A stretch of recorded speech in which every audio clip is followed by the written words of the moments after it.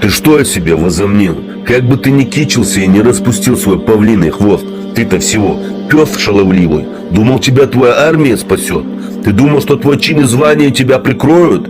Ты думал, что вот так можно открыто похитить 18-летнюю чеченку, надругаться над ней, жестоко убить ее, а потом просто так жить дальше, дышать этим воздухом и наслаждаться этой жизнью?